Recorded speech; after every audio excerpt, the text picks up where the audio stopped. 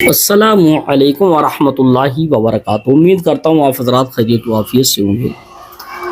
نماز کے لیے وضو کرتے ہیں اور یہ بھی آپ کو معلوم ہے کہ وضو میں 4 فرض ہیں، سارے لوگ جانتے ہیں۔ کیا سنی اور شیعہ کے اندر وضو کرنے کا طریقہ الگ الگ ہے؟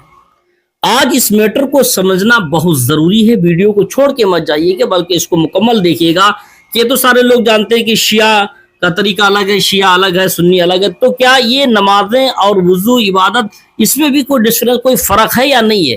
کیا سنی شیعہ کی جو وضو نماز کے لیے کرتے ہیں کیا اس میں کوئی فرق ہے؟ نہیں ہے، لیکن دیکھیے گا زمین و آسمان کا فرق ہے۔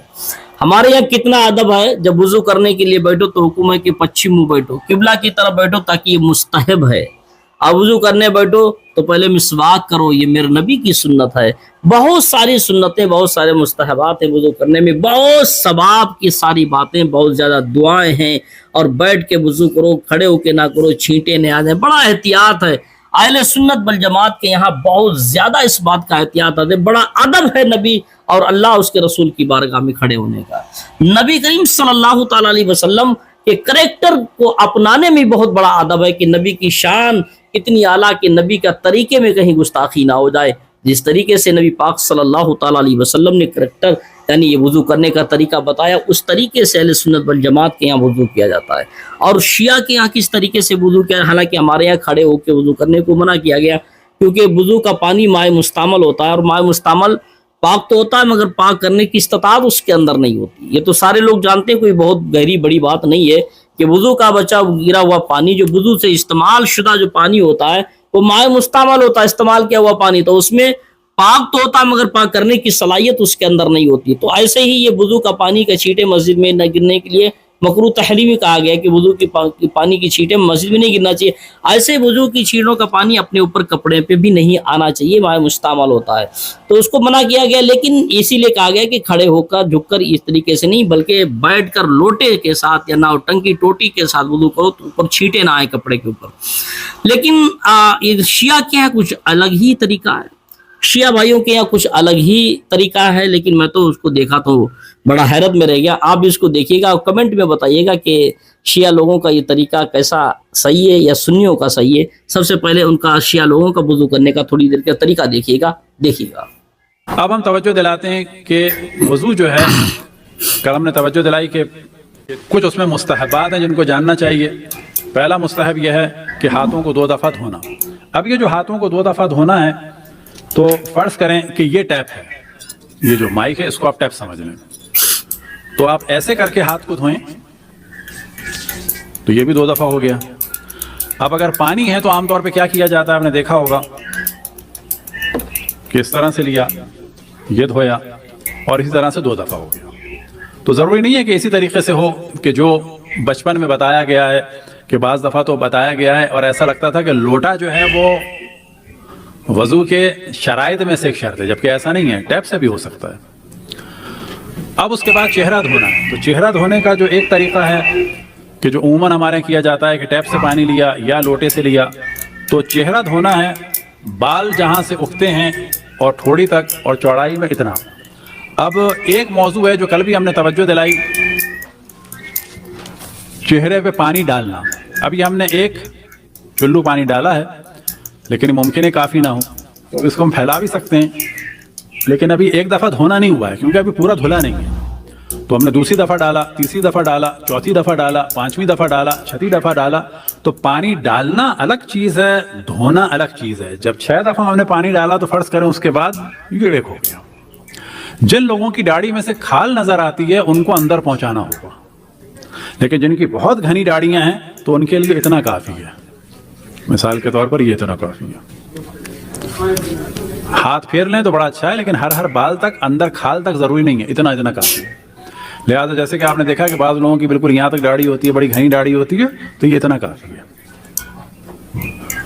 اب اگر کوئی ٹیپ ہے تو کیا اس سے چہرہ دھویا جا سکتا ہے؟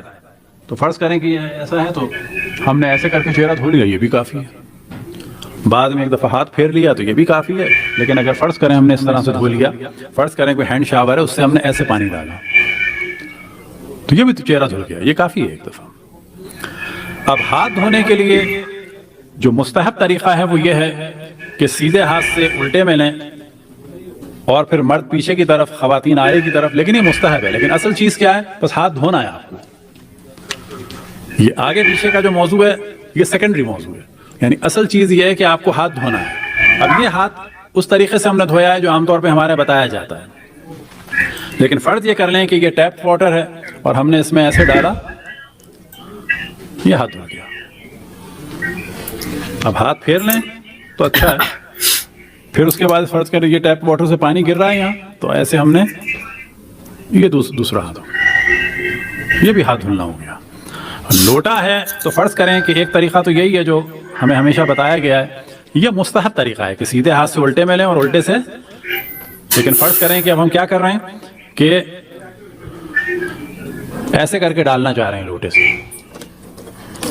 تو یہ ہو گیا، یہ بھی صحیح ہے. اسی طریقے سے دوسرا دھو لیں. اب کوئی حوض ہے تو اس میں کچھ ہو سکتا ہے. تو آپ نے شیعہ کا یہ وضو کرنے کا طریقہ دیکھا، اور سنیوں کے یہاں بھی آپ جانتے ہوں گے یہ شیعہ لوگوں کا وضو کرنے کا طریقہ کس طریقے سے کھڑے ہو کر وضو کرنے کے لیے بتاتے ہیں، اور کس طریقے سے انداز ان کا کس طریقے، نہ پتہ چلتا کہ فرض کتنے، نہ واجب، نہ کچھ سنن، نہ مستحب، کچھ بھی نہیں بتایا. بلکہ جس طریقے سے ہمارے یہاں وضو کرنے کا طریقہ جب بتایا جاتا تو کہتے وضو میں 4 فرض ہیں. ساری باتیں بتاتے ہیں الگ الگ کر کے، ایک ایک بات، کتنے مستحب ہیں، کتنی سنتیں ہیں، کس سے کیا فائدہ، کس میں کیا ثواب ہے. ساری باتیں ایک اللہ کے نبی صلی اللہ تعالیٰ علیہ وسلم کے کریکٹر کا ادب ملحوظ رکھتے ہوئے ساری باتیں بیان کی جاتی ہیں. اور یہ بتا دیا جاتا ہے جہاں یہ اتنی پاکی کا اہتمام کر کے جایا جائے گا، یہ کوئی چھوٹی بارگاہ نہیں بلکہ رب کی تمام دنیاوی مالکوں کے مالک کی بارگاہ ہے. سب سے بڑے مالک کی بارگاہ میں ہاتھ باندھ کے کھڑا ہونا ہوگا. اللہ سے بڑا کوئی دنیا کا پالن ہار نہیں، اس سے بڑا کوئی مالک نہیں، اس سے بڑا کوئی حاکم نہیں. اس کی بارگاہ بتایا جاتا ہے. اتنا ادب دیکھ کر انسان سمجھ لیتا ہے. لیکن کچھ لوگ بے ادبوں کی طرح رب کی بارگاہ میں جانے کی کوشش کرتے ہیں اور بتاتے بھی ہیں. وضو کا کیا طریقہ ہے، طریقہ بھی صحیح سے نہیں بیان کیا تھا. آپ تمام لوگ جانتے ہیں کہ سنیوں کے یہاں کیا طریقہ ہے اور شیعہ لوگوں کے کیا طریقہ ہے. اس کو دیکھ کر آپ کو معلوم چل جائے گا کہ طریقے میں کتنا فرق ہے. سب سے پہلے یہی بات دیکھ کر کہ وضو کو کھڑے ہو کے نہیں بلکہ احتیاط اس میں کہ بیٹھ کر وضو کرنا چاہیے تاکہ کپڑے کے اوپر چھینٹے نہ آئے. بلکہ وہاں تو سب کھڑا ہونا چاہیے کہ سب کھڑے ہو کے کرنا چاہیے، چاہے چھینٹے آئیں کچھ بھی، ان کو کوئی فرق نہیں پڑتا. حالانکہ ان کو یہی نہیں معلوم کہ یہ وضو کا استعمال شدہ پانی یہ مائع مستعمل ہوتا ہے. مائع مستعمل کا حکم کیا ہوتا ہے، یہ ساری باتوں کو سیکھنا چاہیے، جاننا چاہیے. اور اس ویڈیو کو آپ جہاں تک وہ خوب شیئر کریں اور کمنٹ میں ضرور بتائیں کہ آپ کو کیسی ویڈیو لگی، اور بتائیں کہ یہ شیعہ لوگوں کا طریقہ یہ صحیح ہے یا غلط ہے. یہ ضرور کمنٹ میں بتائیں کہ آپ کے یہاں شیعہ لوگوں کے طریقے کو فالو کیا جاتا ہے یا نہیں، یا اہل سنت والجماعت کا طریقہ صحیح ہے یا شیعہ لوگوں کا طریقہ ہے. یہ کمنٹ میں آپ ضرور